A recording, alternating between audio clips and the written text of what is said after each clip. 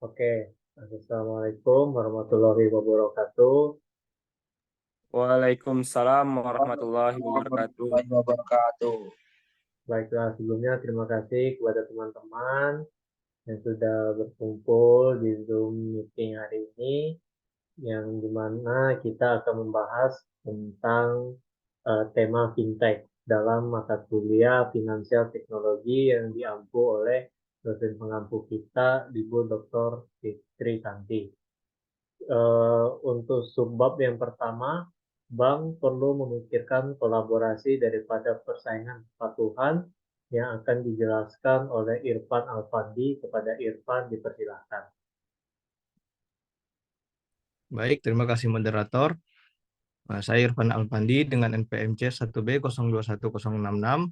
Di sini saya akan memberikan materi tentang bank perlu memikirkan kolaborasi daripada kompetisi. Industri keuangan telah mengalami perubahan besar selama beberapa dekade terakhir. Sebelumnya bank tradisional mendominasi inovasi dan layanan keuangan.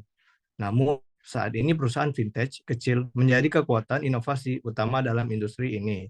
Nah, dalam materi ini saya akan menjelaskan mengapa kolaborasi antara bank dan perusahaan fintech merupakan pendekatan yang lebih baik daripada persaingan, serta mengapa teknologi API menjadi faktor penting dalam evaluasi ini. Perubahan industri keuangan, pada awalnya bank tradisional menguasai inovasi dan layanan keuangan. Saat ini perusahaan fintech kecil memiliki inovasi dalam berbagai aspek, seperti teknologi tanpa kontak, dompet digital, dan mata uang kripto. Nah, peran teknologi API atau Application Programming Interface adalah alat yang memungkinkan perusahaan fintech mengintegrasikan teknologi inovatif ke dalam layanan keuangan. API memberikan fleksibilitas yang memungkinkan pengembangan solusi yang lebih cepat dan pengalaman penggunaan yang lebih baik. Keuntungan kolaborasi dari hal tersebut adalah bank tradisional memiliki sejarah panjang dalam industri keuangan dan fondasi yang kuat. Perusahaan fintech membawa inovasi, kecanggihan, dan kemampuan untuk fokus pada segmen industri yang sangat khusus. Kolaborasi antara keduanya memungkinkan bank untuk memperluas layanan dan perusahaan fintech mendapatkan akses ke pelanggan bank. Dukungan dari pemerintah mendukung perusahaan fintech dan berupaya menciptakan standar API terbuka dalam industri perbankan. Meskipun ada tantangan dalam membuka data transaksional bank, kolaborasi ini diharapkan terus mendorong inovasi. Jadi kolaborasi daripada persaingan merupakan pendekatan yang lebih baik dalam memajukan industri keuangan. Bank tradisional dan perusahaan fintech memiliki potensi besar untuk memanfaatkan kekuatan masing-masing dari kedua belah pihak. Kolaborasi ini akan membawa industri ini ke tingkat yang lebih tinggi dalam era keuangan digital. Baiklah, itu materi dari saya kembalikan ke moderator. Baiklah, terima kasih kepada Saudara Irfan Alfandi yang telah menjelaskan sebab bagian bank perlu memikirkan kolaborasi daripada persaingan kepatuhan. Selanjutnya kepada yaitu subbab global adalah kuncinya yang akan dijelaskan oleh saudari kita kepada saudari kita. Saya persilakan. Baiklah, terima kasih moderator. Saya Siti Restiani dengan NPM C1B021119 akan membahas materi selanjutnya. Kepatuhan global adalah kuncinya setiap financial teknologi yang mana wajib membangun layanan yang aman dan terpercaya terlepas dari geografi dan undang-undang setiap negara yang memiliki peraturan keuangan masing-masing berdasarkan budaya, sistem keuangan, dan pengalaman sejarahnya yang berbeda. Hal yang harus dilakukan financial teknologi yang pertama adalah harus dapat memahami setiap susunan regulasi lokal. Amerika Serikat, pasar tunggal dengan peraturan yang kompleks dan bertingkat regulasi keuangan di Amerika Serikat itu masih sangat terfragmentasi dibandingkan dengan negara-negara Eropa dan Asia, di mana sebagian besar yurisdiksi hanya memiliki satu regulator bank. Contohnya, ketika Anda ingin memberikan saran dan pengelolaan investasi, Anda harus terlebih dahulu menentukan undang-undang negara bagian mana yang mungkin berlaku untuk klien tertentu.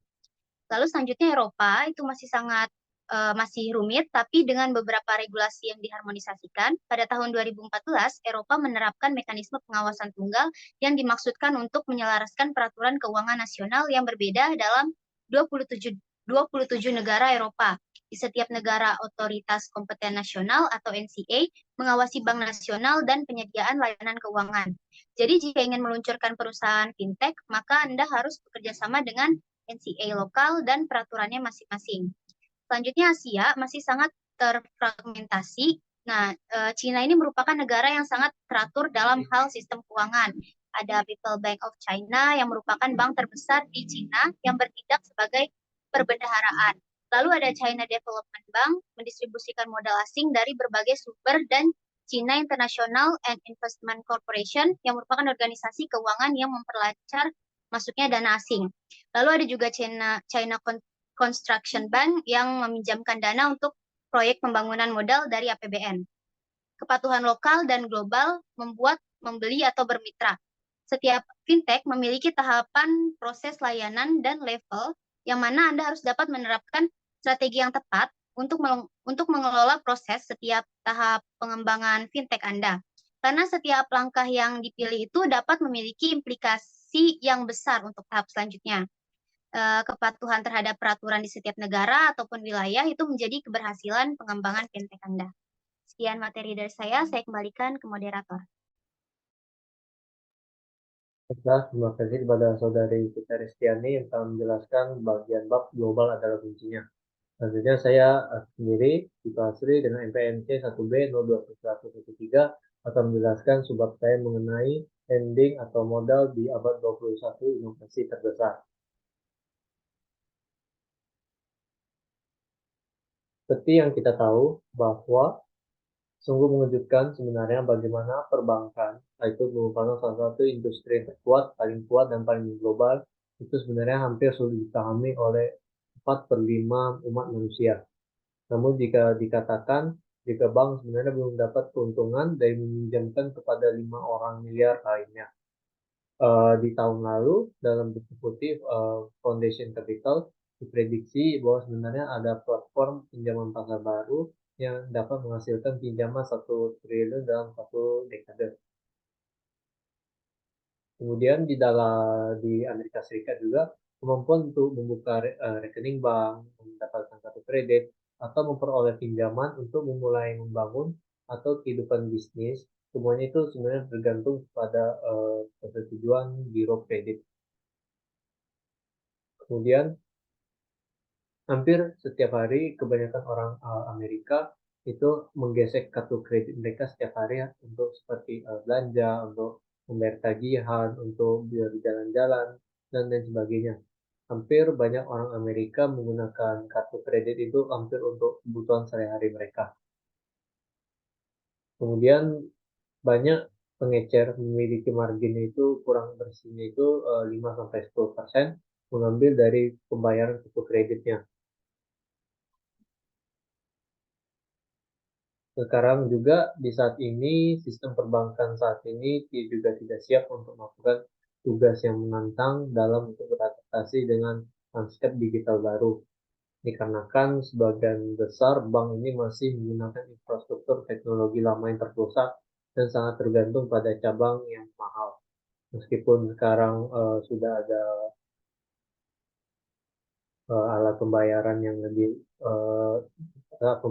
yang lebih maju dan lebih menggunakan teknologi terkini, masih saja ada bank-bank yang menggunakan infrastruktur teknologi yang lama. Namun juga mengingat peran mereka itu cukup krisis dalam akhir-akhir ini, sehingga bakal sedikit beresiko mungkin bagi mereka ketika mereka ingin menggunakan teknologi terbaru, mungkin dikenakan dari sisi biayanya. Di biaya ini, bank sangat tergantung pada biaya dan denda yang rumit untuk menghasilkan uang, hingga sampai tidak perlu meminjamkan cadangan modal untuk mendapatkannya. Ada satu studi dari FDIC menunjukkan bahwa rata-rata konsumen akan membayar APR tersirat sebesar hampir 3.000% untuk cerokan ATM mereka sendiri. sehingga ditotalkan bahkan biaya curugnya itu hampir 10 miliar lebih di Amerika Serikat. Mungkin di situ subbab saya yang bisa saya jelaskan. Selanjutnya di subbab yang keempat, yaitu berikutnya di fintech, yaitu raksasa teknologi yang selanjutnya akan dijelaskan oleh Saudara Maulana. Kepada Saudara Maulana, saya persilakan. Eh, Baik, terima kasih pada moderator. Sebelumnya, perkenalkan nama saya Muhammad Ibrahim dengan NPM C1B0210072. Di sini saya akan menjelaskan tentang chapter 4, yaitu tentang fintech sebagai teknologi raksasa. Di sini membahas tentang inovasi fintech berupa identitas. Identitas adalah bagian kunci dari infrastruktur global yang menopang setiap elemen kehidupan kita. Seperti dikutip pada buku tersebut, karangan Susanne Christie dan Janos Berberis pada tahun 2015 diprediksi menjadi tahun penting ketika transaksi digital mengambil alih uang tunai dengan dua tren yang bertemu. Kemungkinan yang kita perlukan untuk bertransaksi hanyalah identitas kita, yang artinya kegiatan transaksi menggunakan identitas agar kegiatan transaksi berhasil. Hal ini bertujuan sebagai bentuk privacy atau keamanan dari sebuah fintech. Sistem identifikasi yang dimaksud seringkali melibatkan teknologi blockchain dan biometrik. Blockchain digunakan untuk menyimpan data identitas yang aman dan dapat diverifikasi. Sementara biometrik seperti sidik jari, pemindaian wajah, atau pemindaian iris mata digunakan untuk mengkonfirmasi identitas pengguna secara unik dan aman. Dengan cara ini, fintech dapat meningkatkan keamanan dan efisiensi dalam proses identifikasi dan verifikasi yang sangat penting dalam transaksi keuangan online. Inovasi fintech, identitas ini mempunyai sifat pedang mata dua. Kenapa demikian? Apabila digunakan secara asal-asalan, maka akan terjadi kebocoran data yang merugikan penggunanya dikarenakan pencuri data tersebut bisa saja menggunakan data atau identitas korban untuk kegiatan kriminal, seperti halnya penipuan finansial yang mengatasnamakan korban, membuat akun palsu untuk menipu orang lain, serta melakukan transaksi ilegal yang mengatasnamakan korban. Maka dari itu, untuk penggunaan identitas ini perlunya kecerdasan berpikir jangka panjang, dan penggunaan dianjurkan untuk penggunaan sandi yang unik serta berbeda untuk setiap akun yang dimiliki agar pencuri tidak dengan mudah mengaksesnya. Mungkin untuk inovasi fintech ini tentang yang berupa identitas cukup sekian materi dari saya. Wassalamualaikum warahmatullahi wabarakatuh. Saya kembali kepada moderator. Baiklah, terima kasih kepada Saudara Muhammad Ibrahim yang telah menjelaskan subbabnya yang berjudul berikutnya di fintech, yaitu raksasa teknologi. Tentunya kepada di subbab yang kelima, yaitu identitas menjadi bank dan non-bank, yang akan dijelaskan oleh Saudara Miftah Mahardika. Kepada Saudara Miftah Mahardika, saya persilakan. Baiklah, terima kasih moderator. Sebelumnya, saya Miftah Mahardika Erlangga dengan NPM C1B021047 izin menjelaskan raksasa teknologi menjadi bank, bukan bank.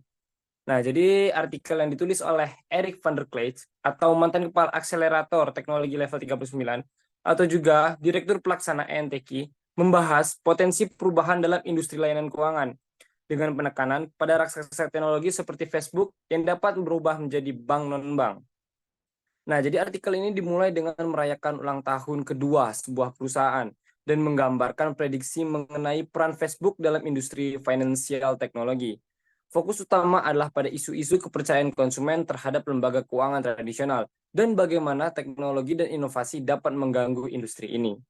Nah, jadi artikel ini juga menyoroti erosi kepercayaan terhadap perbankan retail dan menyatakan bahwa bank-bank telah menyimpang dari tujuan awal mereka untuk menjaga keamanan uang konsumen. Nah, hal ini disebut sebagai penyebab kekecewaan pelanggan terhadap merek bank mereka. Artikel juga menggambarkan bagaimana fluktuasi ini nilai Bitcoin berkaitan dengan ketidakpercayaan terhadap perbankan dan keuangan tradisional. Selain itu, artikel juga membahas potensi peran merek teknologi besar dalam layanan keuangan dan bagaimana mereka dapat bersaing dengan bank tradisional dengan menawarkan layanan yang lebih efisien. Potensi ini terutama terlihat pada Facebook yang memiliki akses ke data pengguna yang luas. Artikel ini juga menggambarkan konsep bank non-bank yang dapat berfungsi sebagai infrastruktur atau penyedia layanan di balik mereka, di balik merek non-keuangan yang terpercaya. Nah, jadi artikel juga menyimpulkan bahwa teknologi akan memainkan peran penting dalam perubahan industri keuangan ini, dan pendatang baru akan belajar untuk menyediakan layanan yang kompetitif dan aman. Potensi untuk pembentukan jaringan transaksi yang besar juga dibahas, meskipun harus sesuai dengan skala yang memadai. Kesimpulannya begini, meskipun ada tantangan teknis dan regulasi, potensi perubahan besar dalam industri layanan keuangan oleh raksasa teknologi dan pendatang baru sangat mungkin terjadi. Mungkin itu saja yang dapat saya sampaikan. Terima kasih, saya kembalikan ke moderator. Terima kasih kepada saudara Miftah Mardika yang telah menjelaskan subbabnya. Tentunya di subbab terakhir yaitu pengalaman pengguna UX di fintech yang akan dijelaskan oleh saya sendiri.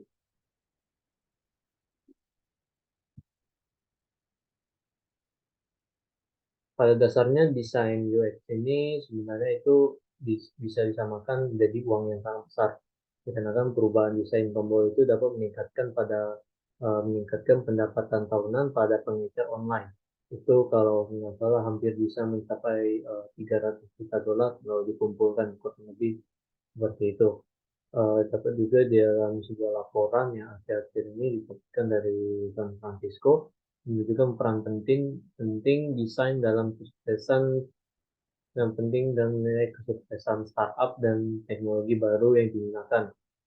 Solusi baru lebih sedikit tentang teknologi aktual dan lebih banyak mengenai tentang pengalaman dan serta nilai mereka ciptakan untuk pengguna atau user. Namun sayangnya banyak beberapa saat ini perusahaan fintech belum menggunakan UX ini secara maksimal untuk dalam perusahaan mereka. Padahal dengan menggunakan UX ini mereka belum tentu dapat mendulang kesuksesan baru serta mendapatkan keuntungan yang baru. Tujuan sebenarnya dari UX ini tujuannya adalah untuk meningkatkan kepuasan pengguna dengan meningkatkan aksesibilitas, kegunaan serta fun atau kesenangan yang diberikan oleh interaksi antara pengguna dengan produk. Artinya misalnya produknya itu bersifat digital.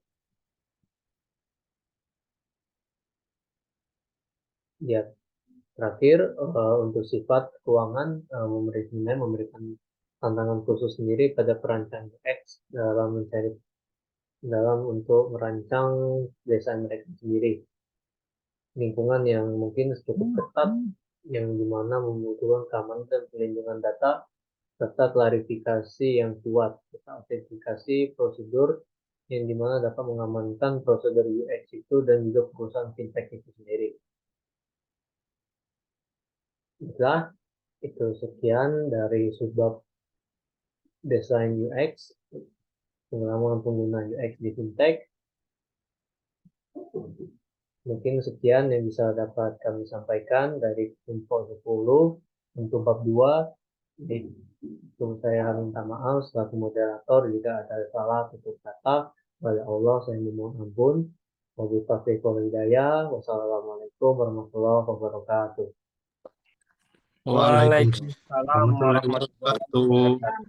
Terima Terima kasih kasih. semuanya. Terima kasih semuanya. Selamat malam.